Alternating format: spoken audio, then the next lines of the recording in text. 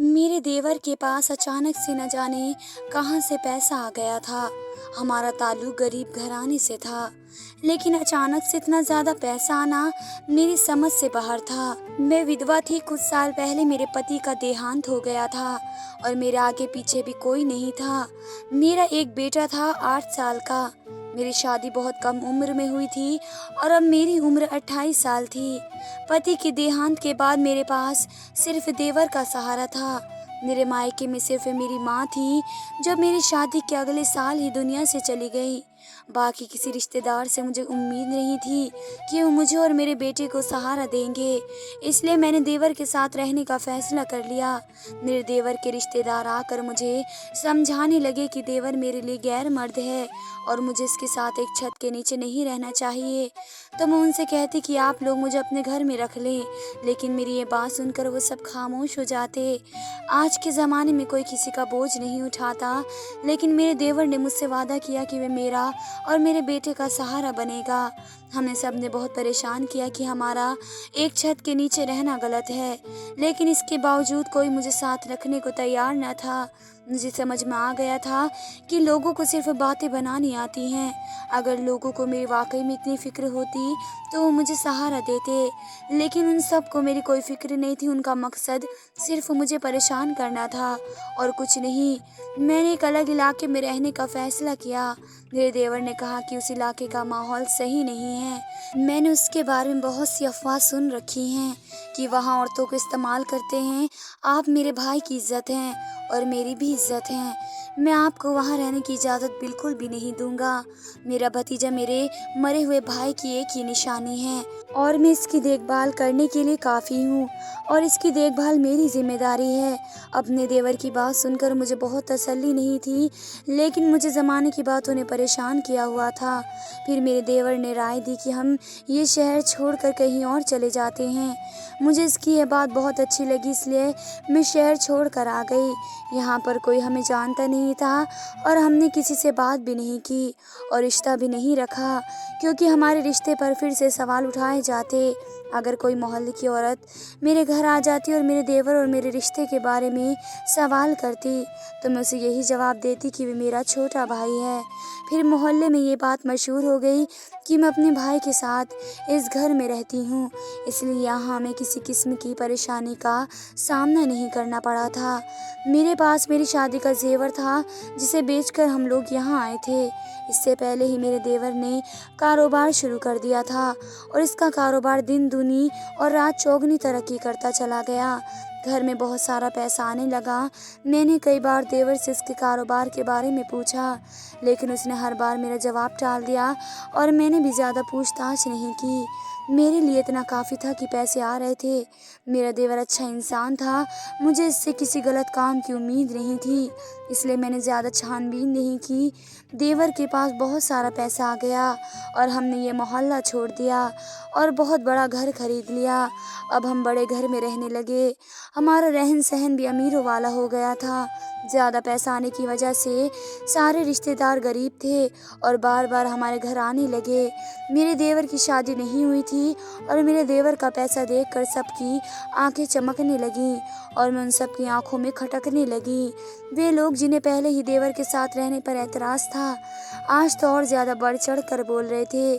कुछ ना तो ये कह दिया कि देवर के साथ शादी कर लो वरना अलग रहो, तुम्हारा इसके साथ रहना सही नहीं है। सबकी बातों ने मेरा दिल दुखाया था। वाकई में मेरा इसके साथ रहना सही नहीं था, लेकिन उन्हीं लोगों से जब मैं कहती कि मुझे अपने साथ रख लो, तो वही लोग आंखें फेर लेते। बड़े घर में आने के बाद मैंने एक बूढ़ी नौकरानी रख ली थी, जो हर वक्त हमारे साथ रहती थी, यानी कि मैं घर में अब अकेली नहीं थी। अमीर होने के बाद मेरे देवर ने एक और काम शुरू कर दिया। वे हर महीने 50 लड़कियों की शादी करवाता। वे लड़कियां बहुत गरीब घराने से होती थी। फिर शादी करवाने के बाद इस कपल को हनीमून की बजाय तीर्थ यात्रा पर भेज देता और सारा खर्चा खुद उठाता। देवर की इस बात से मैं बेहद खुश हो गई थी। लेकिन अजीब बात ये थी कि जो भी लड़की तीर्थ के लिए जाती वापस विधवा होकर आती। मुझे परेशानी होने लगी क्योंकि ऐसा हर लड़की के साथ होने लगा। ये बातें सुनकर मेरा देवर भी परेशान हो गया था क्योंकि उसने ऊपर वाले के दर्शन के लिए ये जिम्मा उठाया था गरीब लड़कियों की शादी करवाने का और उन्हें तीर्थ यात्रा पर भेजने का। लेकिन ये अजीब किस्म की अनहोनी होने लगी थी। मेरे देवर ने कहा कि मैं इस बात का किसी लड़की को पता न चलने दूं कि जो भी लड़की शादी के बाद तीर्थ यात्रा पर जाती है वो विधवा होकर वापस आती है। मुझे देवर की बात बहुत अजीब लगी। मेरे हिसाब से तो उन लड़कियों को मालूम होना चाहिए था और तीर्थ यात्रा पर जाने से पहले, क्योंकि अजीब और गरीब किस्म का हादसा होता था जो हर लड़की के साथ हो रहा था जो कि तीर्थ यात्रा से वापसी आ रही होती हैं। मैंने अपने देवर को ये बात समझाने की कोशिश की कि लड़कियों को पहले से इस बारे में मालूम होना चाहिए कि तीर्थ यात्रा से वापसी के वक्त उनका पति का देहांत हो जाता है। लेकिन मेरी इस बात पर जिंदगी में पहली बार मेरा देवर मुझ पर भड़क उठा। अचानक इस तरह के रवैये ने मुझे काफ़ी ज़्यादा परेशान कर दिया। इसके इस रवैये पर मैं हैरान रह गई। मेरे देवर ने आज से पहले मुझसे इस अंदाज में कभी भी बात नहीं की थी, बल्कि वे मुझे अपने भाई की विधवा मानता था और इसी अंदाज से वे मुझे अपनी बड़ी बहनों का दर्जा दिया करता। लेकिन आज जिस तरह मेरे देवर ने मुझसे बात की, इसके इस रवैये पर मुझे अब तक यकीन नहीं आ रहा था। मेरा देवर मुझसे बदतमीजी करके जा चुका था, जबकि मैं ये सोच सोच कर परेशान हो रही थी कि आखिर मेरे देवर को क्या हुआ है। मैंने अपने बेटे को खाना खिलाया और इसे सुला दिया, जब खुद मेरी नींद उड़ चुकी थी, क्योंकि मेरे देवर का रवैया दिन पे दिन काफ़ी ज़्यादा अजीब होता जा रहा था। मैंने अपने देवर को हमेशा नरमी से बात करते हुए देखा था, लेकिन पिछले कुछ दिनों से मेरे देवर का जो रूप मेरे सामने आ रहा था वे किसी भी तरह यकीन करने वाला नहीं था। अब तो मेरा देवर दिन पे दिन काफ़ी ज़्यादा बदतमीज़ होता जा रहा था। आज जब अचानक से इसने मेरे साथ इतनी बड़ी बदतमीज़ी से बात की तो मैं हैरान रह गई। मेरा देवर सारी रात भर ना आया और मैं उसका इंतज़ार करती रही। कहीं ना कहीं अब मुझे इस बात पर शक होने लगा था कि ये कोई गलत काम करता है, क्योंकि दिन पे दिन घर में इतना पैसा आना और अब जो हकीकत मुझे पता चली थी कि लड़कियों को तीर्थ यात्रा पर भेजना और उनके पति का देहांत हो जाना, तमाम सोचें मेरे दिमाग में घूम रही थी। कड़ी से कड़ी मिलाने पर मुझे इस बात पर यकीन होने लगा कि ज़रूर दाल में कुछ काला है। इस रात भी वह घर वापस नहीं आया था। वह अगले 3 दिन में घर वापस नहीं आया। मुझे अब बाकी परेशानी होने लगी थी कि आखिर मेरा देवर गया तो गया कहाँ, क्योंकि आज से पहले ऐसा कभी नहीं हुआ था कि मेरा देवर 3-3 दिन तक घर वापस ना आए। मैं इसी सिलसिले में सोच रही थी कि अचानक से कमरे का दरवाज़ा खुला। मैंने अपने कमरे से बाहर आकर देखा, मेरा 8 साल का बेटा अपने स्कूल गया हुआ था। तकरीबन दिन का वक्त था। दिन के इस वक्त मेरा देवर कभी भी मेरे कमरे में नहीं आता था, लेकिन आज इस हालत में वे मेरे कमरे में आया था। इसे देखकर मैं हैरान रह गई, क्योंकि मेरा देवर शराब के नशे में धुत था। मैंने आज तक अपने देवर को किसी गलत चीज़ को हाथ लगाते हुए भी नहीं देखा था। इस वजह से मेरे लिए काफ़ी बड़ा झटका था कि मेरा देवर शराब पी कर आया है। मेरे देवर के कदम लड़खड़ा रहे थे और वह मेरी तरफ बढ़ रहा था। मैं हैरान और परेशान थी, इसका एक एक अंदाज देख रही थी। जब वह अचानक ही मेरे पास आया और आते ही मेरे कदमों में गिर गया, मैं हैरान रह गई कि भला ये सब क्या हो गया है। इसकी हालत काफ़ी ज़्यादा ख़राब थी। शायद उसने बहुत ज़्यादा शराब पी रखी थी कि वह बिल्कुल भी अपने होश में नहीं था। मेरे कदमों में गिरते हुए अचानक से वह फूट फूट कर रोने लगा। मैं हैरान परेशान रह गई कि वह रो क्यों रहा है, जबकि रोते रोते ही वह वहीं पर बेहोश हो गया। यानी दोपहर के इस वक्त मेरे कमरे में आकर बेहोश हो गया। और अगर कोई इस तरह से मेरे कमरे में देख लेता तो शायद मेरी इज्जत का जनाजा निकल जाता। इस वक्त घर में वो और मैं अकेले थे। जो नौकरानी मैंने रखी थी आज वे छुट्टी पर थी। अब मुझे समझ में नहीं आ रहा था मैं उसे किस तरीके से अपने कमरे से बाहर निकालूं, लेकिन जो भी था मुझे हर हाल में इसे अपने कमरे से बाहर निकालना ही था। मैंने जैसे तैसे करके इसे घसीटते हुए अपने कमरे से बाहर निकाला। वह अच्छा खासा मर्द था, भला मुझ जैसी कमज़ोर औरत से कैसे संभाला जाता। जैसे तैसे करके मैंने उसे उसके कमरे तक पहुंचाया और उसे मैं फर्श पर लिटाकर खुद अपने कमरे में आ गई। इसके कमरे का दरवाज़ा मैं पहले ही लॉक कर चुकी थी, जबकि मेरे बेटे के स्कूल से वापसी का वक्त हो चुका था। अब मुझे अपने बेटे को लेने के लिए स्कूल जाना था। देवर के कमरे को मैंने ताला लगा दिया था ताकि ऐसी हालत में वे कहीं भी ना जा सके, और खुद मैं परेशान थी अपने बेटे के स्कूल चली गई। बेटे को स्कूल से लेकर जब मैं वापस घर आई तो मेरा देवर अभी तक अपने कमरे में लॉक था। अपने बेटे को नहलाने के बाद मैंने उसे खाना खिलाया और वे ट्यूशन पढ़ने के लिए चला गया। इसके ट्यूशन जाते ही मैंने देवर के कमरे का ताला खोला तो देखा वह अब तक वैसे ही बेहोश पड़ा था। अब मुझे इसकी हालत पर हैरानी होने लगी थी, क्योंकि वह काफ़ी वक्त से ऐसे ही बेहोश पड़ा था। शायद शराब का नशा बहुत ज़्यादा था, जिसकी वजह से वह अपनी होश में नहीं आ रहा था। मुझे समझ में नहीं आ रहा था कि मैं क्या करूं जिससे कि वह होश में आ जाए। फिर अचानक से मुझे ख्याल आया कि मैंने फ़ौरन वही किया जो मेरे दिमाग में आया। मैं किचन में जाकर पानी का जग भरा और पानी लेकर देवर के पास आई और पूरा का पूरा जग इसके चेहरे पर उलट दिया। वे एकदम ही पानी गिरने की वजह से हड़बड़ा कर उठ बैठा, लेकिन अभी भी वे पूरी तरह से होश में नहीं था। मैंने उससे कहा कि फ़िलहाल तुम बेड पर सो जाओ, जब तुम होश में आओगे तब मैं तुमसे बात करूंगी। मेरा देवर शायद वाकई में होश में नहीं था, इसी वजह से वह सर हिलाता बेड की तरफ बढ़ गया। इसके कदम लड़खड़ा रहे थे, जबकि इसकी हालत देखकर मुझे अब रोना आने लगा। सारा दिन गुजर गया लेकिन मेरे देवर को पूरी तरह होश नहीं आया। इसकी हालत देखकर ये अंदाज़ा लगाया जा सकता था कि आज इसने पहली बार शराब पी थी, क्योंकि अगर वह इस चीज़ का आदी होता तो यकीनन इस पर इतना गहरा असर न होता।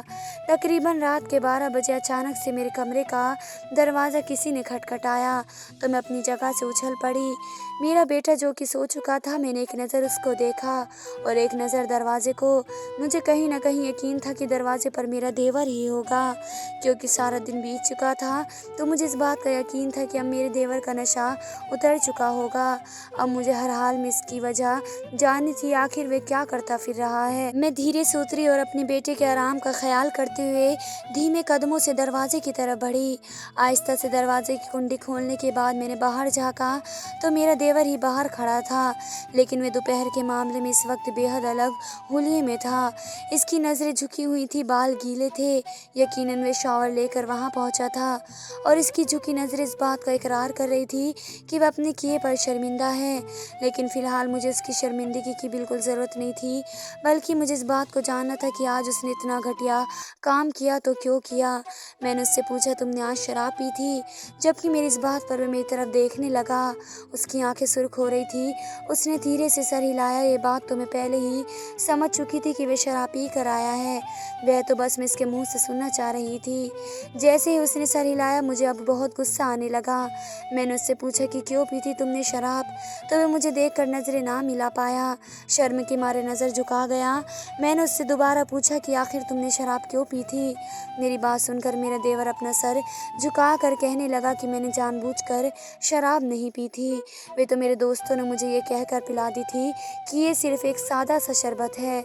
मुझे नहीं पता था मेरे अमीर दोस्त मुझे कोई नशा और दवाई मिलाकर पिला देंगे। मुझे इस बात का बिल्कुल भी अंदाज़ा नहीं था। अगर मुझे ज़रा भी अंदाज़ा होता तो यकीनन मैं वे जूस हरगिज़ न पीता। मुझे अपने देवर की इस बात पर यकीन आ गया, क्योंकि ये बात तो मैं पहले से ही जानती थी कि मेरा देवर बिल्कुल गलत इंसान नहीं है, वे बिल्कुल मेरे बच्चों की तरह था।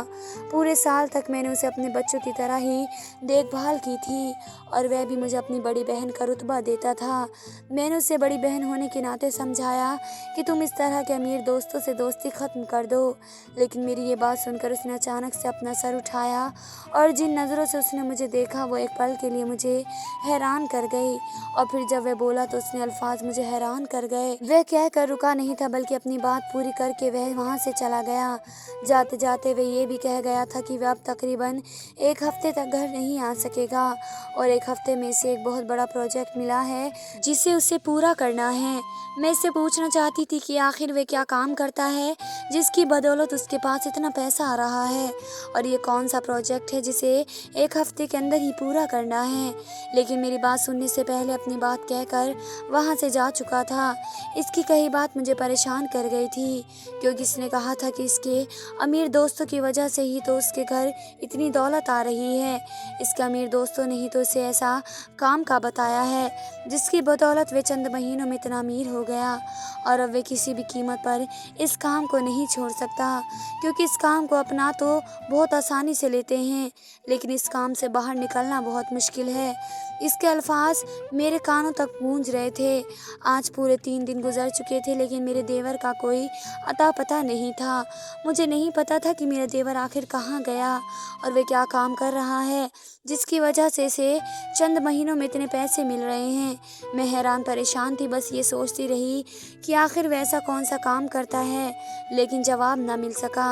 ठीक है कि 1 हफ्ते बाद जो मेरा देवर घर वापस आया, तो मैंने उससे पूछा कि आखिर वे 1 हफ्ते तक कहाँ था, तो उसने मुझे बताया कि वे 1 हफ्ते से दुबई गया हुआ था। इसकी ये बात सुनकर मुझे हैरत का झटका लगा, क्योंकि इसने तो मुझे बताया ही नहीं था कि वे शहर से बाहर जा रहा है, और ज़िंदगी में ऐसा पहली बार हुआ था वे मुल्क से बाहर गया था, क्योंकि आज से पहले तो वे मुल्क में रहकर ही काम कर रहा था। हाँ, अक्सर वो दूसरे शहर जाता रहता था और मुझे बता कर जाता था कि वे दूसरे शहर जा रहा है काम के सिलसिले में, लेकिन आज जो बात उसने मुझे बताई थी वे मुझे हैरान कर गई, क्योंकि दूसरे मुल्क जाना तो इतना आसान काम नहीं था। मुझे नहीं पता था कि मेरा देवर 1 हफ्ते दुबई रह कर आया है, और जब पता चला तो उसकी ये बात सुनकर मुझे वाकई बहुत ज़्यादा हैरत हुई। तो मैंने उससे पूछा कि आखिर वह 1 हफ्ते में दुबई में क्या कर रहा था। मेरी बात सुनकर उसने एक बहुत ही खूबसूरत सा सोने का हार मेरे सामने किया, जिसे देखकर मेरी आंखें चुंधिया गई, क्योंकि रात के इस वक्त खूबसूरत लाइट की रोशनी में वह सोने का हार चमक रहा था। इस हार को देखते ही इसकी कीमत का अंदाज़ा लगाया जा सकता था, शायद नहीं, यकीनन वह बहुत ही महंगा हार था। मैंने अपने देवर से पूछा कि वे यहाँ कहाँ से लाया, तो उसने कहा कि दुबई में शेख ने उसे तोहफे के तौर पर दिया है। तो मुझे उसकी इस बात पर हैरत हुई, भला इतना महंगा तोहफा कोई बिना वजह क्यों देगा। मैंने इससे वजह पूछनी चाही तो उसने कहा कि आप आम खाएं, गुठलियाँ मत गिनिए, यह हार मैं आपके लिए लाया हूँ, तो बेहतर है इसे मेरी तरफ से तोहफा समझ कर रख लें। लेकिन मैंने अपने देवर से साफ इनकार कर दिया और कहा कि जब तक मुझे ये बात नहीं बताओगे कि तुम क्या काम करते हो, तब तक मैं ये हार नहीं रखूंगी। जबकि मेरी इस धमकी पर मेरा देवर परेशान हो गया और वे हार लेकर वहाँ से चला गया। मुझे अब हकीकत जाननी थी, क्योंकि आज से पहले मेरे देवर ने कभी मेरा कोई हुक्म नहीं टाला था, और आज वे इस तरह वहाँ से चला गया था बगैर कोई जवाब दिए। वक्त आहिस्ता आहिस्ता बीतता जा चुका था और इस सारे मामले को 1 साल गुजर चुका था। अब अक्सर ही मेरे देवर मुल्क से बाहर जाने लगा। वे कभी दुबई तो कभी कहीं। मैं जब भी पूछती तो वे मुझे यही कहता कि आप परेशान मत हो, बस आपकी ज़रूरत ही हर चीज़ आपको घर बैठे बैठे मिल जाएगी। एक दिन यूं ही वे मुझे ये कहकर चला गया कि वे दुबई जा रहा है। मुझे कुछ न कुछ गलत लग रहा था, मुझे ऐसा लग रहा था जैसे वे दुबई नहीं बल्कि कहीं और जा रहा है। इसी वजह से मैंने उससे ज़िद की कि मैं भी तो विधवा हूँ, तो मुझे भी तीर्थ यात्रा पर भेज दे। पहले तो मेरी बात सुनकर वह हैरान रह गया, लेकिन फिर वह मेरी बात पर सिर हिलाने लगा और अगले ही महीने उसने मुझे तीर्थ यात्रा पर भेज दिया। लेकिन शायद वह भूल गया था कि वह मुझे अकेले भेजना चाहता था, लेकिन हकीकत में मैं उन्हीं लड़कियों के साथ मिलकर तीर्थ यात्रा पर चली गई। लेकिन तीर्थ यात्रा पर पहुंचते ही जो मैंने देखा उसने मुझे हैरत कर दिया। उसने मेरे पैरों तले ज़मीन सरका दी, क्योंकि मैं ना तो तीर्थ यात्रा पर पहुंची बल्कि उन लड़कियों के साथ साथ मैं भी दुबई पहुंच गई। लेकिन मेरे देवर ने मुझे वहां देख लिया था और उसने पहली फुर्सत में मुझे वहां से निकाल कर वापस भेज दिया। उसने मुझसे कहा था कि वह अभी कुछ दिन दुबई में रहने वाला है और वापस आकर मुझे सब कुछ बता देगा कि आखिर ये सब क्या चल रहा था। अभी 2 ही दिन गुजरे थे कि एक दिन अचानक से मेरे घर का दरवाज़ा बजा, तो मैं हैरान हो गई, क्योंकि हमारे घर में कोई नहीं आता। मैंने दरवाज़ा खोला तो सामने का मंजर देखकर मैं डर गई, मेरे मुंह से चीख निकल गई, क्योंकि सामने ही मेरा देवर खून से लथपथ खड़ा था। इसकी सफ़ेद रंग की शर्ट खून से तर थी और चेहरे पर भी खून लगा हुआ था। इसके माथे से खून की बूंदें टपक कर घर के मार्बल के फर्श पर गिर रही थी। मैंने फौरन से जब पूरा दरवाज़ा खोला तो वे लड़खड़ा कर कदमों के साथ अंदर दाखिल हुआ। मैंने फौरन डॉक्टर को फ़ोन किया और चंद ही मिनटों में डॉक्टर घर पर मौजूद था। उसने मेरे देवर के तमाम जख्मों को साफ़ किया और उसे नींद की दवाइयाँ देकर चला गया, जबकि मैं परेशानी से अपने देवर को देख रही थी। अगले दिन सुबह जब उसकी आँख खुली तो मैंने उससे पूछा कि आखिर क्या हुआ था। वह तो दुबई जाने वाला था, फिर अचानक बैठी हूँ इस हालत में, कैसे? वे मेरी तरफ देखकर मुस्कुराया और कहने लगा कि गलत काम का भी बुरा ही अंजाम होता है। मैं गलत रास्ते पर चल पड़ा था तो उसकी सज़ा तो भुगतनी ही थी। मैंने अपने रब से दुआ मांगी थी कि मेरे गुनाहों की सज़ा मुझे इसी दुनिया में मिल जाए। उस दुनिया की सज़ा बहुत मुश्किल होती है, जो बर्दाश्त ना हो सके इस दुनिया में मैं भुगत लूँ तो बेहतर ही है। वे रोते हुए बोला तो मैंने उससे पूछा कि क्या गलत काम करने लग गए थे तुम? तो उसने मुझे बताया कि वे लड़कियों की शादी नहीं करवाता था, बल्कि वे दुबई के गैंग के लिए काम करता था। गरीब घराने की लड़कियों को शादी के जाल में फंसाकर डॉन के आदमियों से उनकी शादी करवाया करता था और शादी के बाद उन्हें तीर्थ यात्रा के नाम पर दुबई भेज दिया करता। जैसे ही वे लड़कियां दुबई पहुंचती तो उन्हें भेज दिया जाता था। 1 या 1.5 हफ्ते तक उन्हें इस्तेमाल करने के बाद ये कहकर उन्हें वापस भेज दिया जाता कि उनका पति मर चुका है, क्योंकि ये बात तो वे लड़कियां खुद भी नहीं जान पाती थी कि उनके साथ क्या हो रहा है, क्या वही उनके असली पति हैं या नहीं। उन्हें तो बस ये बताया जाता था कि उनकी शादी इस आदमी से हुई है, लेकिन असल हकीकत दुबई का डॉन वे लड़कियां बेच देता था, जिसकी मुंह मांगी कीमत उसे मिलती थी। इस काम के लिए अलग अलग मुल्कों से लड़कियों का इंतज़ाम किया जाता था और इसी तरह हमारे इलाके में से और वो अमीर दोस्त ही ये काम करते हैं। हम लोग उन गरीब लड़कियों को शादी का लालच देकर दुबई भेज देते थे और वहाँ उनके साथ क्या होता था वे लड़कियाँ खुद भी नहीं समझ पाती, क्योंकि वे जिन लोगों के साथ रहती थी उन्हें यही लगता था कि वे उनके पति ही हैं, लेकिन हकीकत में उनके पति नहीं होते थे, बल्कि वे लड़कियां उन्हें बेची गई होती हैं। मुझे इस बात का एहसास हो गया था कि इसी वजह से मैंने उससे माफ़ी मांग ली और दुबई के डॉन को मना कर दिया कि अब वह ये काम नहीं करना चाहता। इस वजह से उसने अपने बंदे भेजकर मुझ पर हमला करवाया और मुझे मारने की कोशिश की, लेकिन जैसे तैसे करके मैं वहाँ से बच गया। अपने देवर की सारी बात सुनकर मुझे अब उससे नफ़रत महसूस होने लगी, क्योंकि वे 1-2 नहीं बल्कि अनगिनत लड़कियों की ज़िंदगी बर्बाद कर चुका था। फ़िलहाल मैं उसे माफ़ करने का कोई इरादा नहीं रखती थी। इसी वजह से मैंने पुलिस को फ़ोन कर दिया और उसे पुलिस के हवाले कर दिया। इसके लिए यही सज़ा बेहतर थी, क्योंकि इसने अपना जुल्म कबूल कर लिया था। इसी वजह से उसे उम्र कैद की सज़ा हो गई। मैंने वे घर छोड़ दिया था, क्योंकि वे मेहनत की पैसों की कमाई से नहीं खरीदा गया। बुरे काम का बुरा ही अंजाम होता है। धन्यवाद दोस्तों।